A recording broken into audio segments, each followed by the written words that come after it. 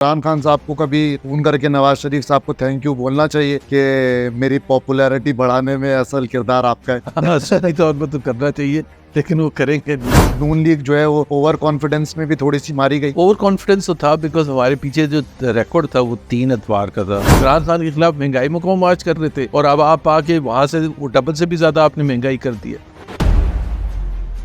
2024 के इंतखाबात को कैसा देखते हैं? समझते हैं कि ये फ्री एंड फेयर इलेक्शंस हुए? बिल्कुल भी फ्री एंड फेयर नहीं होंगे। आपके सुनने वाले भी मुझे देख के अगर मैं कहूँगा हंसना शुरू हो जाएंगे।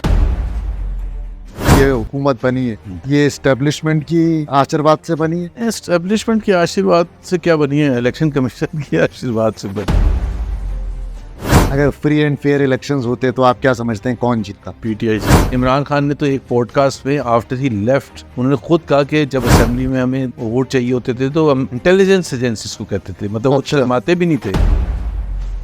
तो ये बताएं कि जब कोई बड़ा सियासी लीडर जेल के अंदर होता है, क्या वो अंडर नेगोशिएशन होता है? ज्यादातर ऐसे ही होता है, बिकॉज वो जेल में इसलिए नहीं होता कि उसने कोई जुर्म किया होता है, वो जेल में इसलिए होता है कि is on the wrong side of politics. आपको क्या लगता है इमरान खान साहब जो है वो डील करेंगे? जिस किस्म की पर्सनैलिटी है इमरान खान की, मेरा नहीं ख्याल है वो कोई डील करेंगे।